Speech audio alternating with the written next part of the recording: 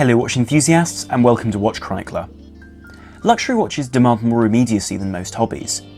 Whereas in the past it was possible to rest assured that a watch you wanted would still be available in 6 months, we now can't even be sure that they'll be available in 2 weeks.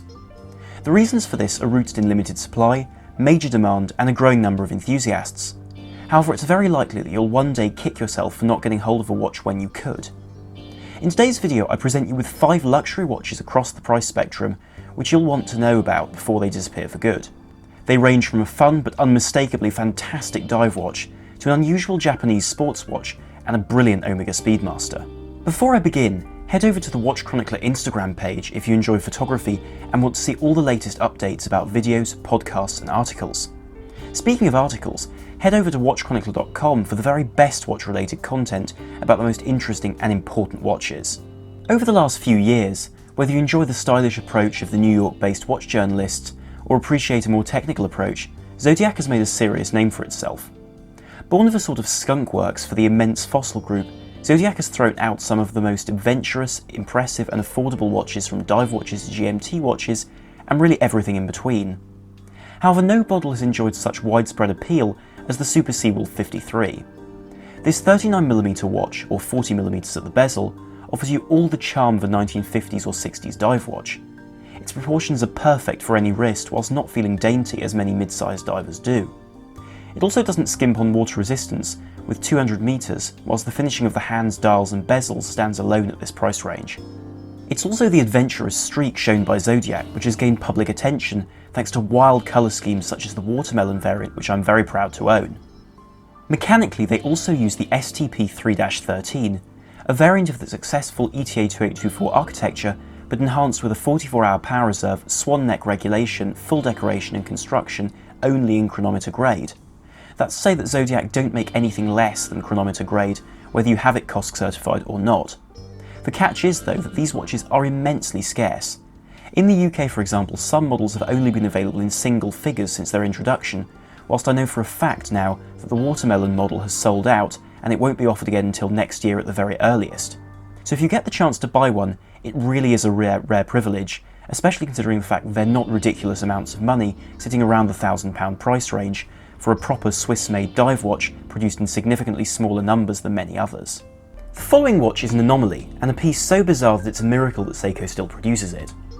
In truth, aside from the fact that I lust after it and it's a masterful piece of engineering, this is a key factor in including it in this video. The Seiko Landmaster SBDB015 may just be the finest field watch ever made. Its design finds its origins in the Seiko Spacewalk, which was created for astronaut Richard Garriott, yet it implements all the space-going features in a much more manageable package. Even in Earth-going form, I can imagine many an astronaut betting on this watch. Its titanium case is made from a titanium alloy, which whatever one is told is able to hold a finish much more successfully than pure grade 2 titanium used by many other brands, whilst having additional protection from a dye shield coating. It also enables this watch to remain wearable despite a 46.7mm case due to the immense lightness of the build. Much of this size though is due to this watch being airtight and water resistant to 100 meters thanks to a screwed crown and bezel.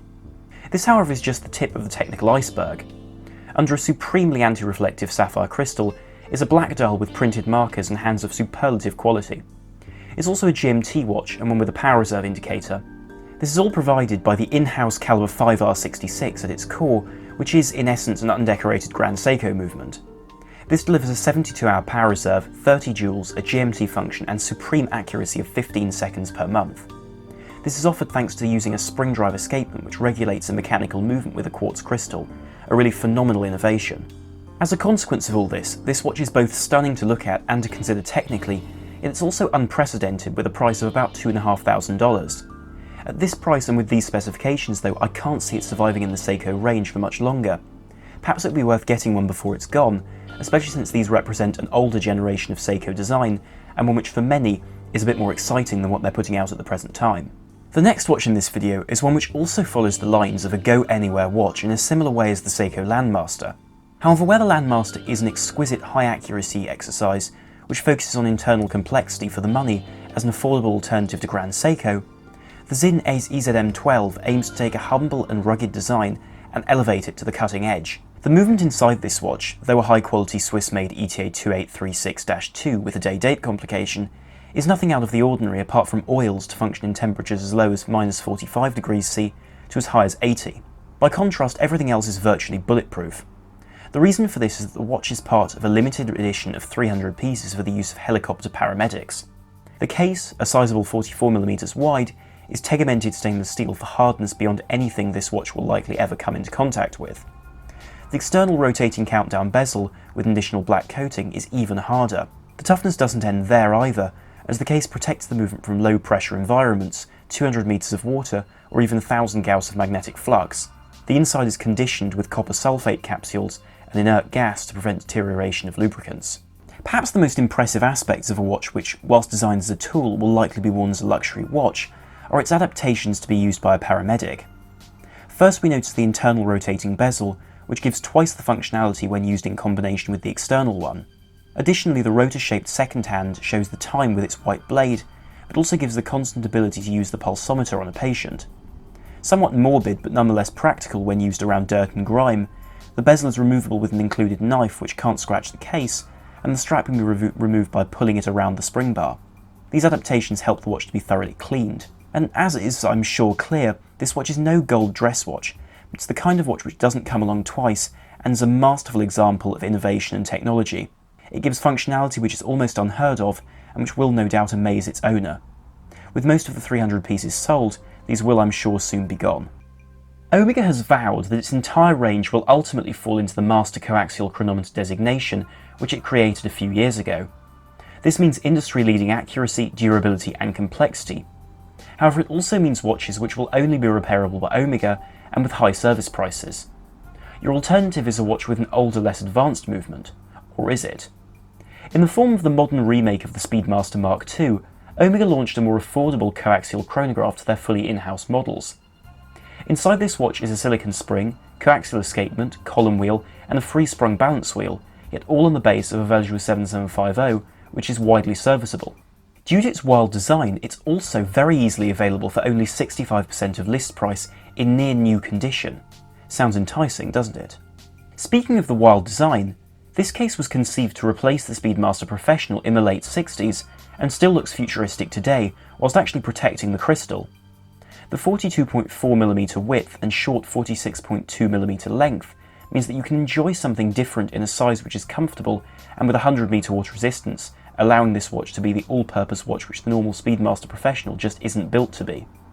Top this off with a brilliantly balanced dial in grey and orange or black with an alternating second track, and you have a really rather remarkable piece with Omega's standard build quality, which is truly fantastic.